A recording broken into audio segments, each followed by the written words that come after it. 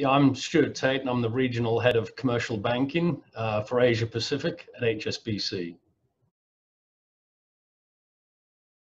Well, one of the trends that we're seeing is companies having to reassess the diversity and the resilience of their supply chains. This has really come about because of the recent trade tension, but obviously been highlighted by the COVID pandemic. Now, that may sound like bad news, but actually a shift in supply chains is a really good opportunity for companies in ASEAN. Now, what's happened is many of the tariffs have been dismantled across the ASEAN region, but there's a lot of non-tariff barriers that still remain, and they really need to be tackled. And some examples of those would be the need to automate customs clearance, increase the minimum threshold for goods that require a certificate of origin, and also for the remaining nations to join the ASEAN single window, which is a digital customs platform. And finally, and very importantly, it's important for countries to sign and ratify the regional comprehensive economic partnership that in fact has already been agreed.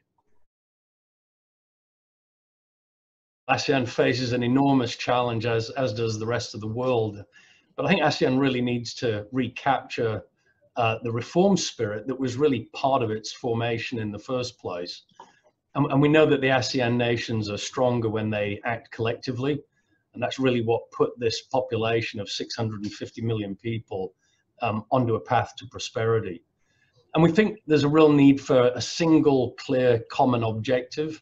And it makes sense for that to be something along the lines of building a bridge across the ASEAN economies, really bridging each of the nations. And the good news is that leaders are showing real commitment to focus on the policies that are going to achieve that. And what's most noticeable is the focus on accelerating digital connectivity and sustainability. And we can see that technology is going to drive some new growth, some new industries. And we also see some really big opportunities in sustainability, much of that coming off the back of very substantial investments that are needed in infrastructure and beyond across the ASEAN countries.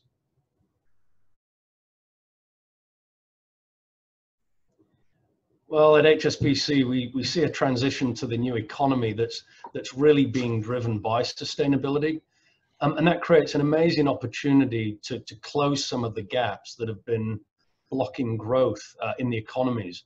And it's really this unlocking of growth that's going to be so critical for the ASEAN countries to step into the post-COVID world successfully.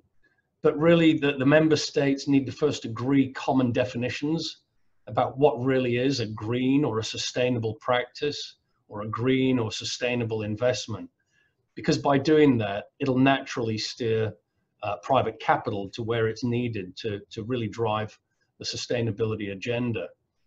And we think that member states really need to forego perfection, not aim for perfect policies, but to be pragmatic. And one approach for that is to adopt some of the definitions and practices that are being used elsewhere, for example, in Europe. So sustainability is something that we see it affects every customer, every sector, every market where we operate.